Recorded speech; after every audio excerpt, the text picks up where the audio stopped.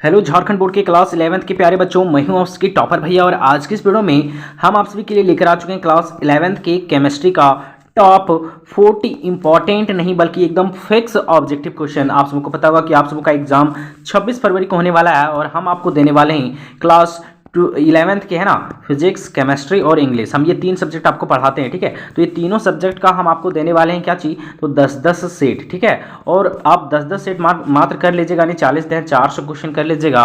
उसी में से आपका 40 में से 35 प्लस क्वेश्चन ऑप्शन के साथ एकदम हूबहू मैच करने वाला है, क्योंकि पिछले साल भी हम पढ़ाए थे।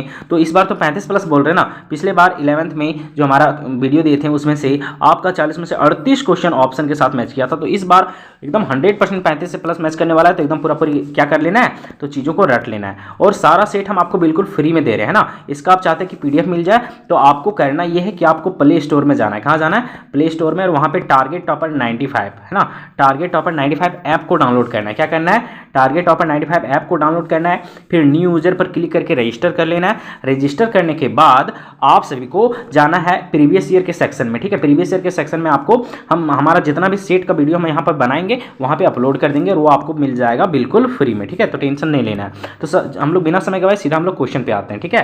पहला क्वेश्चन यहाँ पे कहता है कि मास can neither be created NOR be destroyed, है ना, इन अ फिजिकल और केमिकल चेंज। कहता है इट स्टेटमेंट ऑफ, है ना, तो किस चीज़ का स्टेटमेंट है, यानी किसी भौतिक या रासायनिक परिवर्तन में पदार्थ का ना तो निर्माण होता है और ना ही उसका विनाश होता है ना।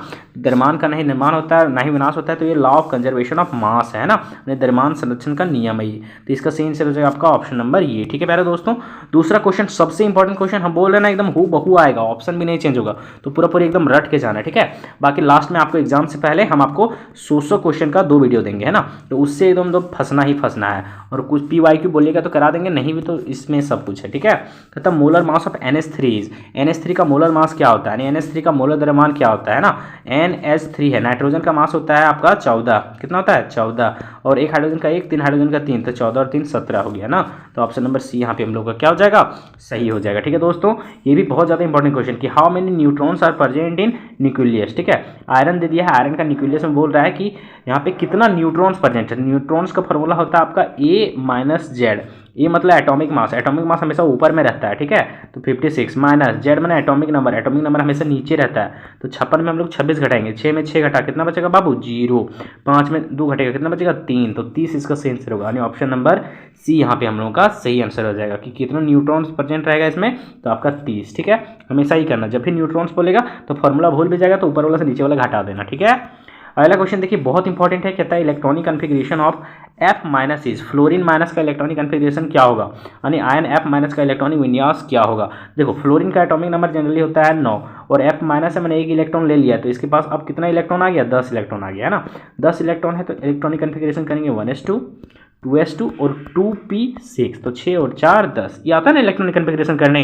हाँ, तो ऑप्शन नंबर बी यहाँ पे हम लोग का 4 का क्या हो जाएगा सर, तो बिल्कुल भी सही हो जाएगा, ठीक है। इलेक्ट्रॉनिक कन्फिग्रेशन नहीं आता तो याद रखना है, किसी भी चीज़ का इलेक्ट्रॉनिक कन्फिग्रेशन करते हैं तो हमेशा ध्यान देना, एस में 2 इलेक्ट्रॉन रहता है, पी में 6 इलेक्ट्रॉन रहता है, डी में 10 इलेक्ट्रॉन रहता है और एफ में कितना इलेक्ट्रॉन रहता है 14, ठीक है। याद रखना है, ठीक है, याद रखना है। इलेक्ट्रॉनिक कन्फिग्रेशन कैसे करेंगे, तो 1 लिखो एक बार, 2 लिखो 2 बार, है ना, और 3 लिखो यहाँ पे आपका 2 बार, 2 बार 3 लिखा। अब यहाँ पे आपके पास है SPDF, तो 1 है तो 1 एक ही बार है तो इसके साथ S2, 2 2 बार है तो एक बार S2 और एक बार P2, तो 2S और 2P। फिर 3 यहाँ पे 2 से 3 बार होगा यहाँ पे, तो एक बार S2 फिर एक बार P2, तो यहाँ पे S दिए यहाँ पे P दिए। फिर 3 की P के बाद जनरली यहाँ आता है 4S और फिर आता है यहाँ पे 3D। बस इतने आपको रटना है, यहाँ से यहाँ तक, यहाँ से लेकर यहाँ तक रट लेना है कि 1 एक बार, 2 2 बार और 3 3 बार रहेगा, लेकिन 4 छोड़ के रहेगा, मतलब 1 छोड़ के।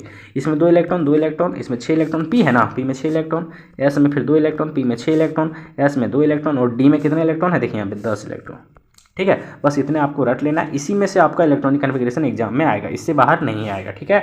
और माइनस आएगा तो इलेक्ट्रॉन बढ़ा देना, प्लस आएगा तो इलेक्ट्रॉन घटा देना। तो इसका सही आंसर आपका ऑप्शन नंबर बी। अगला देखिए बहुत इंपॉर्टेंट है, एक को इससे आना ही आना है। कहता है यूजिंग SPD नोटेशन दी ऑर्बिटल्स विच, कहता है विथ दी क्वांटम नंबर दिया है n बराबर 4, l बराबर ही, n मतलब होता है प्रिंसिपल क्वांटम नंबर, l मतलब होता है एजिमुथल क्वांटम नंबर। कहता है विल बी, यानी SPD संकेतन द्वारा कहता है कि क्वांटम संख्या n बराबर 4 और l बराबर 2 वाला कक्षक कौन सा होगा, यानी कौन सा ऑर्बिट होगा। तो हम इससे ध्यान देना, n बराबर है यहाँ पे 4 और l बराबर है 2, तो हमको एक तो दे दिया n बराबर 4, यहाँ पे होता है ना 4 होगा, लेकिन 4p होगा, 4f होगा कि 4d होगा।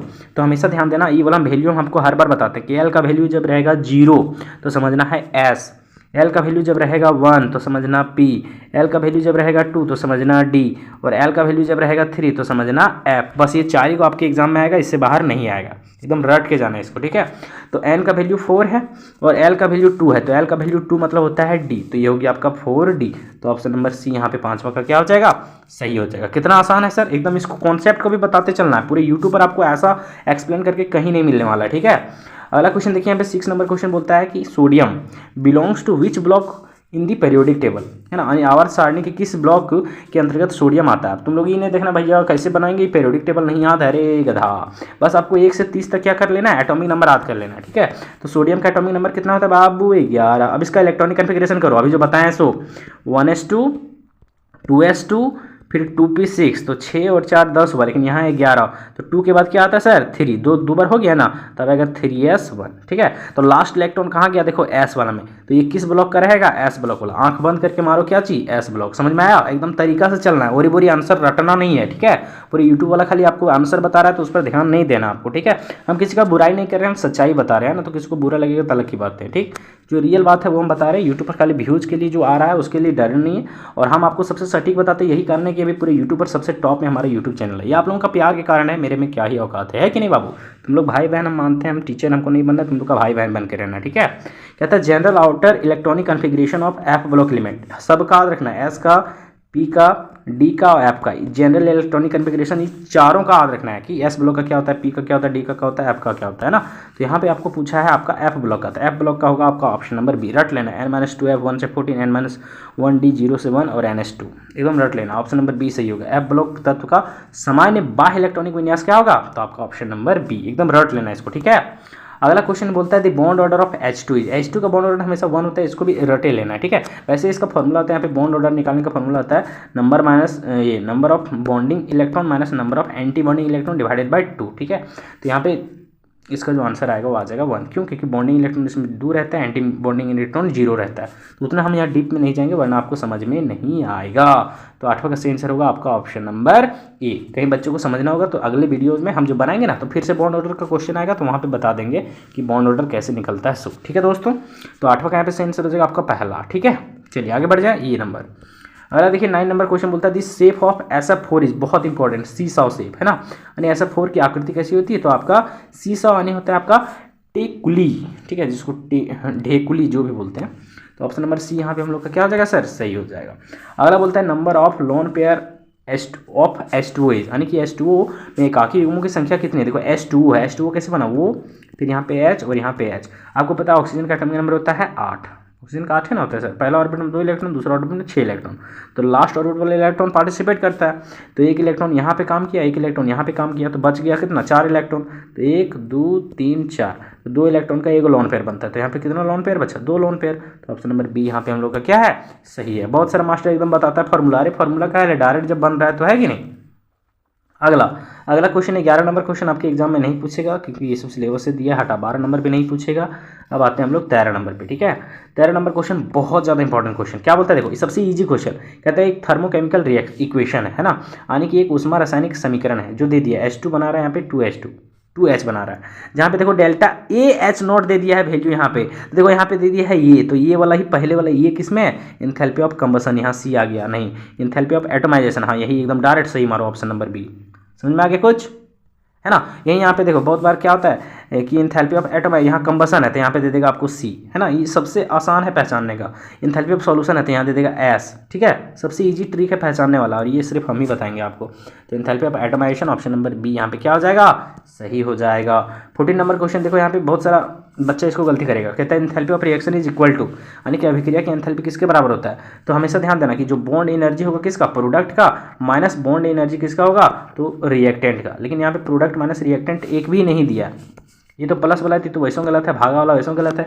यहाँ माइनस वाला है लेकिन यहाँ पहले रिएक्टेंट है उसके बाद प्रोडक्ट है, नहीं पहले प्रोडक्ट होना चाहिए उसके बाद रिएक्टेंट, तो ये भी गलती है, ये भी गलती, ये भी गलती, तो इसका सही आंसर होगा आपका ऑप्शन नंबर डी, ठीक है प्यारे दोस्तों। कोई समझ में आया, बहुत अच्छा। अब हम लोग चलते हैं अगला क्वेश्चन, ये भी एक क्वेश्चन इससे भी फिक्स है, कहते हैं इक्विलिब्रियम कांस्टेंट निकालना है, एक एक्सप्रेशन दे दिया हमको रिएक्शन का। देखो यहाँ पे ये आपको एक दे दिया है आपका रिएक्शन, ठीक है। ये आपको एक अभिक्रिया दे दी, देखो यहाँ पे ये आपका अभिक्रिया है जहाँ पे एल्युमिनियम यहाँ बना रहा है 3H+ रिएक्शन कर रहा है तो बना रहा है एल्युमिनियम 3+ और 3/2H2 ये सब बना रहा है। तो इसके लिए आपको लिखना है यहाँ पे Kc, है ना, जिसको हम लोग बोलते हैं यहाँ पे इक्विलिब्रियम कांस्टेंट।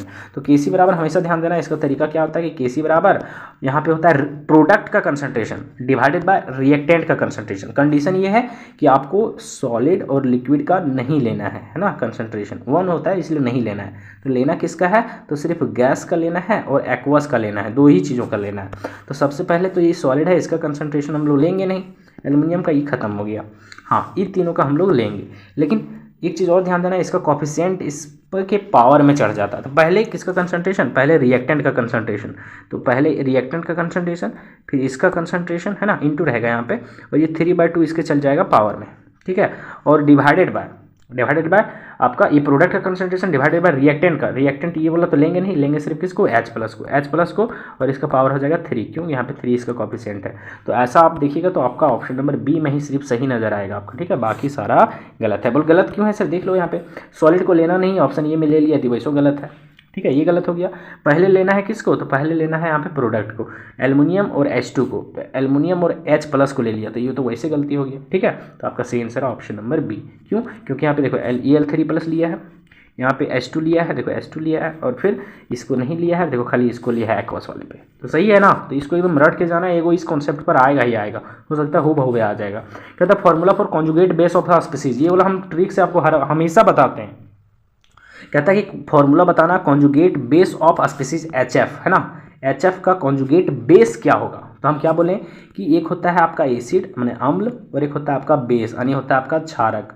तो एसिड का काम क्या होता है कि H+ को लॉस करना, है ना, ये होता है, और बेस का काम क्या होता है कि H+ को गेन करना। एकदम फिर से एकदम बता दे रहे हैं, ठीक है, यानी H+ को ग्रहण करता है आपका क्षारक, और अम्ल जो होता है H+ को त्याग देता है, यानी लॉस करता है। समझ में आ गया। अब यहाँ पे बोला है कॉन्जुगेट बेस निकालो, तो हमेशा इसका उल्टा मान लेना जो दिया है, कॉन्जुगेट बेस पूछ रहा है, इसका मतलब ये हमारा एसिड है, एसिड है ना सर, ऐसा सोचना है, ट्रिक है, ऐसे जनरली एसिड है नहीं, ठीक है। तो कॉन्जुगेट बेस निकालने बोल रहा है, तो जनरली ये आपका क्या है, एसिड है। एसिड का काम क्या होता है, एसिड का काम H+ को लॉस करना। तो HF से देखो HF से H+ चल जाएगा तो क्या बचेगा, तो खाली F- बचेगा, F- बचेगा। तो ऑप्शन नंबर बी यहाँ पे हम लोग का क्या हो जाएगा, सही हो जाएगा। यानी कि स्पीसीज HF का जो संयुग्मी क्षार का सूत्र होगा वो क्या होगा, F-। एकदम पूरा रट लेना इस कॉन्सेप्ट को, हम बताएंगे वो एकदम पूरा मजा आ जाएगा आपको पढ़ने में, ना। तो वो कहता है for neutral solution, neutral solution में क्या होता है, तो जितना H+ आयन होता है उतना ही उसमें से क्या होता है, तो आपका H3O+ आयन या फिर OH- आयन, जितना H+ आयन होगा उतना ही उसमें क्या रहता है, OH- आयन। H+ आयन को ही हम लोग बोलते हैं H3O+ आयन, दोनों बात सेम है ना। तो यहाँ पे सही आंसर इसका ऑप्शन नंबर ये हो जाएगा ना, क्योंकि यहाँ पे इसका मोलरिटी हो जाएगा 10⁻⁷, ठीक। या फिर ऐसे भी बोल सकते हैं इसका होता है यहाँ पे 7, तो यहाँ पे लॉग लगाएंगे तो वही आ जाएगा। खैर ज़्यादा हम लोग डीप नहीं जाएंगे, बस यहाँ पे ऑप्शन नंबर ये इसका क्या हो जाएगा, सही हो जाएगा, बराबर वाला, ठीक है। अगला देखिए यहाँ पे 18 नंबर क्वेश्चन कहता है कि ऑक्सीडेशन नंबर, देखो बहुत इंपॉर्टेंट, बहुत इजी, ऑक्सीडेशन नंबर ऑफ आपका P यानी फास्फोरस, किसमें, H4, देखो यहाँ पे लिखा है H4P2O7, इसमें ऑक्सीडेशन स्टेट बोल रहा है किसका, ऑक्सीडेशन नंबर फास्फोरस का, यानी इसमें से फास्फोरस का ऑक्सीकरण संख्या क्या होगा। तो जिसका निकालना है उसको मानेंगे x, 2 को फास्फोरस है तो मानेंगे 2x, एक हाइड्रोजन का होता है 1, 4 हाइड्रोजन है तो इसका हो गया 4 + 2x, एक ऑक्सीजन का होता है -2, 7 ऑक्सीजन का हो गया -14 बराबर चार्ज। इस पर कितना चार्ज है, कुछ चार्ज नहीं तो हो गया 0। इसको सॉल्व करने आता है, देखो 2x का 2x बराबर -14 उधर जाएगा तो +14, +4 उधर जाएगा तो -4, तो 14 में गया 4 तो बचा 10, और 10 को 2 से हम लोग काटेंगे तो आएगा 5, तो x बराबर आ गया 5 + 5। ऑप्शन नंबर बी यहाँ पे हम लोग का क्या हो जाएगा, सही हो जाएगा। कितना आसान है सर। अगर देखिए 19 नंबर क्वेश्चन आराम से देखना है, क्या कहता है, कहता है कि ना रेडॉक्स रिएक्शन, एक रेडॉक्स रिएक्शन है जो यहाँ पे दे दिया, देखो NH3 यहाँ पे O2 बना रहा है NO और H2O। तो कहता है कि oxidation of which substance takes place, यानी रेडॉक्स अभिक्रिया दे दिया, तो इसमें से कहता है कि कौन सा पदार्थ का ऑक्सीकरण हो रहा है। तो आप लोग पढ़े हैं ऑक्सीकरण का बहुत सारा डेफिनेशन होता है। एक होता है कि ऑक्सीकरण मतलब होता है लॉस ऑफ इलेक्ट्रॉन, ऑक्सीडेशन का दूसरा भी एग्जाम्पल ये मतलब फॉर्मूला होता है या फिर जो डेफिनेशन होता है जिसमें ऑक्सीजन ऐड हो, है ना, उसी को बोलते हैं हम लोग आपका ऑक्सीडेशन। तो यहाँ पे देखो NH3 है और इससे बन जा रहा है आपका NO, है ना, तो यहाँ पे ऑक्सीजन ऐड हो जा रहा है, ठीक है। तो ऑक्सीडेशन किसका हो रहा है, तो NH3 का हो रहा है। समझ में आ रहा है कुछ। तो इस तरह से डायरेक्ट भी तुम मार सकते हो कि ऑक्सीडेशन किसका हो रहा है, NH3 का। तो ऑप्शन नंबर ये यहाँ पे सही हो जाएगा, ठीक है। सिंपल है, कितना आसान है, यानी कौन सा पदार्थ का ऑक्सीकरण हो रहा है, तो NH3 का। ठीक, चलो आगे आ जाते हैं। अगला देखिए 20 नंबर क्वेश्चन कहता है कि एक्सोथर्मिक रिएक्शन है ना, यानी कि ऊष्माक्षेपीय अभिक्रिया में क्या होता है। तो हमेशा ध्यान देना कि ऊष्माक्षेपीय अभिक्रिया में यानी एक्सोथर्मिक रिएक्शन में हीट बाहर निकलता है। हीट क्या होता है, हीट रिलीज होता है, रिलीज को ही हम लोग बोलते हैं इवॉल्व, है ना। तो किसी भी सिस्टम से जब हीट बाहर निकलता है ना, तो उसका एंथैल्पी जो होता है प्यारे बच्चों वो नेगेटिव होता है। कैसा होता है, नेगेटिव, है ना। तो ओवरऑल देखा जाए तो हीट इवॉल्व यानी हीट जो बाहर में निकल रहा है उसका भी साइन कैसा होना चाहिए, तो नेगेटिव ही एक तरह से होना चाहिए। तो इसका सही आंसर नियम से होना चाहिए ऑप्शन नंबर डी, क्योंकि एक भी यहाँ पे सही नज़र नहीं आ रहा है। बाकी इसको एक बार आप वेरीफाई कर लीजिएगा, ठीक है दोस्तों। ठीक, चलो आगे आ जाते हैं। 21 नंबर क्वेश्चन कहता है इन रिएक्शन, एक रिएक्शन है जिसमें से प्रोडक्ट यहाँ पे क्या बनेगा। तो ये भी आपका सिलेबस में नहीं है, इसको हटा दिया गया है ना। 21 वाला, ये वाला भी 22 वाला भी आपको हटा दिया गया है, ठीक है। इससे पहले का इसलिए यहाँ पे है। 23 वाला भी हटा दिया गया है, 24 वाला भी हटा दिया गया है, ठीक है। और 25 26 वाला भी यहाँ पे हटा ही दिया गया है, ठीक। ये भी हटा दिया गया है आपके एग्जाम से, आपके सिलेबस से। और ये 26 वाला भी हटा दिया गया। अब जितना भी है लगभग आपका अब पूछेगा। देखो यहाँ पे इंपॉर्टेंट, देखो यहाँ पे साइकिल में और 1 2 3 4 5 6 कार्बन है। तो साइकिल मतलब साइक्लो, और 6 कार्बन के लिए हैक्स, और सिंगल बॉन्ड के लिए ANE। तो ऑप्शन नंबर ये क्या हो जाएगा सही, यानी ये आपका क्या है, साइक्लोहेक्सेन, ठीक है। सिंपल है। अगला बोलते देखो आप एक नेम यहाँ पे बोल रहा है CH3 CH2O और CH2 और CH3। सिंपल है। देखो कम कार्बन के साथ ऑक्सी लगाओ, तो यहाँ भी 2 कार्बन है, यहाँ भी 2 कार्बन है, तो कहीं भी ऑक्सी लगा सकते हैं। 2 कार्बन मिथ ईथ, ईथ में ऑक्सी लगाएंगे तो इथॉक्सी, और फिर ANE लगाओ। तो यहाँ पे 1 कार्बन को मिथ, 2 कार्बन को ईथ, तो ईथ में लग गया ANE, तो इथेन। तो यहाँ हो गया आपका इथॉक्सी इथेन, इथॉक्सी इथेन। तो यहाँ पे ऑप्शन नंबर बी ही हमारा क्या हो जाएगा, सही हो जाएगा, ठीक है। सिंपल है। चलिए आगे आ जाते हैं। 29 नंबर क्वेश्चन बोलता है, ये बहुत ज़्यादा इंपॉर्टेंट है। एक क्वेश्चन यहाँ से ये फिक्स है कि the number of sigma bond present in, आपका यहाँ पे दे दिया है इस मॉलिक्यूल में कितना सिग्मा बॉन्ड है। तो आपको पूछता है सिग्मा बॉन्ड और पाई बॉन्ड, एक कंफर्म कर लो, एक नंबर के लिए एकदम फिक्स कर लो। बोल सर कैसे पूछेगा, हमेशा ध्यान देना, जब किसी में सिंगल बॉन्ड में हमेशा एगो सिग्मा रहता है ना। डबल बॉन्ड में हमेशा ध्यान देना, डबल बॉन्ड में एगो सिग्मा रहेगा और एगो पाई रहेगा। ट्रिपल बॉन्ड में हमेशा ध्यान देना, ट्रिपल बॉन्ड में आपका 2 गो सिग्मा रहेगा और एगो पाई रहेगा, है ना। 2 सिग्मा 1 पाई, है ना, ये ना होता है। चलो ठीक है, तो ये होता है इसका कॉन्सेप्ट, ठीक है। इसमें से सिंगल बॉन्ड में 1 सिग्मा, डबल बॉन्ड में 1 सिग्मा 1 पाई, और ट्रिपल बॉन्ड में 2 सिग्मा 1 पाई, ठीक है। यही होता है। इसको थोड़ा देख लेना, पता नहीं हम भी लगता भुला गए, मास्टर भी भुला गए ना, तो नहीं के बाकी कंफर्म है, ठीक है। इसको देख लेना एक बार। चलो आगे आ जाते हैं। खैर यहाँ ट्रिपल बॉन्ड है नहीं, ठीक है। तो यहाँ है CH2, तो देखो इसको हम लोग तोड़ के लिखेंगे ऐसे, CH2 है, ठीक है। तो इसको कैसे लिखेंगे, देखो एक हाइड्रोजन इधर, एक हाइड्रोजन नीचे देते हैं, डबल बॉन्ड का डबल बॉन्ड, फिर देखो C है, C डबल बॉन्ड का डबल बॉन्ड, फिर CH है तो इसको CH ऐसे लिख सकते हैं, फिर सिंगल बॉन्ड, फिर CH3 को ऐसे लिख सकते हैं C 1H 2H और 3H। सिंगल बॉन्ड है वहाँ sigma, 1 sigma 1 sigma, double bond है वहाँ 1 सिग्मा एगो पाई, 1 सिग्मा एगो pi, sigma sigma sigma sigma sigma. तो 1 सिग्मा 2 सिग्मा 3 सिग्मा 4 सिग्मा, है ना। यहाँ पे 5 सिग्मा 6 सिग्मा 7 8 9 सिग्मा, है ना। तो इसका सही आंसर क्या हो जाएगा, यहाँ पे ऑप्शन नंबर बी। आराम से आपको गिनना है, गलती नहीं करना है, ठीक है। तो यहाँ पे 29 का सही आंसर क्या हो जाएगा आपका, तो ऑप्शन नंबर बी यहाँ पे हम लोगों का सही हो जाएगा। बाकी जो बच्चे तेज हैं थोड़ा, वो डायरेक्ट भी यहाँ पे काउंट कर सकते हैं। जैसे 2 हाइड्रोजन है सिंगल बॉन्ड से, तो 2 को सिग्मा यहाँ हो गया, ठीक है। 1 सिग्मा यहाँ हो गया 3 सिग्मा, 1 सिग्मा यहाँ हो गया 4 सिग्मा, 1 सिग्मा यहाँ सिंगल बॉन्ड है तो 5 सिग्मा, 1 यहाँ 6 सिग्मा और 3 9 सिग्मा। तो डायरेक्ट भी टिक मार सकता है, ठीक है। Option number B. अगला देखिए यहाँ पे इसका नाम, यहाँ पे 2 क्वेश्चन इससे पूछता है। कैसे पूछता है देखना है यहाँ पे, एक क्वेश्चन यहाँ पे पूछा सो इसका नाम हो जाएगा यहाँ पे बेंजाइल फ्री रेडिकल। क्या हो जाएगा, बेंजाइल फ्री रेडिकल। 30 का सही आंसर क्या हो जाएगा यहाँ पे सर, 30 का सही आंसर यहाँ पे हो जाएगा आपका ऑप्शन नंबर सी, यानी कि आपका बेंजील मुक्त मूलक, ठीक है, यानी बेंजाइल फ्री रेडिकल, ठीक। ये वाला जो दिया है सो, लेकिन इससे 2 क्वेश्चन पूछता है। एक देखो C6H5 है और यहाँ पे है CH2 पर फ्री रेडिकल। तो कहीं CH2 पर फ्री रेडिकल है तो इसका नाम होता है आपका benzyl free radical, benzyl free radical यानी कि बेंजील फ्री रेडिकल, जो बात सेम है। लेकिन यहाँ पे दूसरा क्वेश्चन आता है C6H5 पर ही दे देगा क्या आपको, फ्री रेडिकल। तो इस ये वाला देगा कहीं जो अभी क्वेश्चन में दिया है, तो इसका नाम होगा बेंजाइल फ्री रेडिकल। लेकिन कहीं इस तरह से देगा आपको सिर्फ C6H5 पर, तो इसका नाम आपका हो जाएगा फिनाइल फ्री रेडिकल, है ना। तो एकदम दोनों कॉन्सेप्ट को ध्यान देना, हम पिछला सेट में ही बताए थे, है ना। अगला क्वेश्चन देखिए यहाँ पे, देखिए 31 नंबर क्वेश्चन बोलता है ये रिएक्शन कौन सा है, ठीक है। तो यहाँ पे देखो, यहाँ पे ये आपका चेन में है, 1 कार्बन 2 कार्बन 3 4 5 6 कार्बन, 6 कार्बन ये चेन में है। देखो यहाँ पे इन मत सोचना साइकिल में है, खाली घुरा दिया है, ये कैसा है, चेन में है, ठीक है। इसको सोच हम कर सकते हैं, देखो ये ऐसे करके यहाँ पे इसको सोच कर सकते हैं ना, एकदम सीधा है ये, ठीक। तो यहाँ पे आपका 6 कार्बन है, रिएक्शन हो रहा है Cr2O3 के साथ। ये ऑक्सीडाइजिंग एजेंट होता है, ऑक्सीडेशन करने का काम करता है, ठीक है। तो ये बन गया बेंजीन। तो इस रिएक्शन को हम लोग बोलेंगे एरोमेटाइजेशन। क्या बोलते हैं, एरोमेटाइजेशन। तो ऑप्शन नंबर बी यहाँ पे हम लोग का सही हो जाएगा, ठीक है ना। चलो 33 नंबर है ना। देखो यहाँ बहुत इंपॉर्टेंट कहता है कि इन अ कंबशन रिएक्शन ऑफ पेंटेन, देखो पेंटेन का कंबशन हो रहा है तो क्या होगा, देखो यहाँ पे एक्स पूछ रहा है और हमेशा कंबशन में O2 के साथ रिएक्शन होता है। तो यहाँ पे कितना ऑक्सीजन है देखेंगे, यहाँ पे है देखो, यहाँ पे 2 ऑक्सीजन और 5 दूनी 10 ऑक्सीजन और 5 15 ऑक्सीजन है। कितना ऑक्सीजन है, 15 ऑक्सीजन। तो यहाँ पे O2 के फॉर्म में लिखना चाहेंगे तो 15/2O2 होगा। तो ऑप्शन नंबर ये यहाँ पे क्या है, सही है, ठीक है। अगला क्वेश्चन बोलता है कि the common ortho and para directing group, इसका भी एक ट्रिक हम लेकर आएंगे, ठीक है, जिससे आप आराम से बता दीजिएगा, क्योंकि 1 नंबर के लिए फिक्स है, हर साल पूछा जाता है इससे, ठीक है। तो common ortho and para directing group, ये ऑप्शन के साथ आपके एग्जाम में मैच करेगा, टेंशन नहीं लेना। तो यहाँ पे होगा NH2, ऑप्शन नंबर ये सही होगा, ठीक है। यानी कि सामान्य ऑर्थो और पैरा निर्देश समूह क्या होता है, तो आपका NH2, ऑप्शन नंबर ए। कहता है which among of the following is not E, तो आपके एग्जाम से हटा दिया गया है, आपके सिलेबस से, ठीक है। तो ये तकरीबन हम लोग 35 से तो 5 तो बाहर हो गए, कम से कम 30 इंपॉर्टेंट क्वेश्चन देखने, एकदम पूरा रट लेना है। ये आपका सेट नंबर हमको लगता है 4 है। इसके अलावा और 6 वीडियो आपको देने वाले हैं, और आपको सेट को डाउनलोड करना है तो टारगेट टॉपर 95 ऐप को डाउनलोड करना है।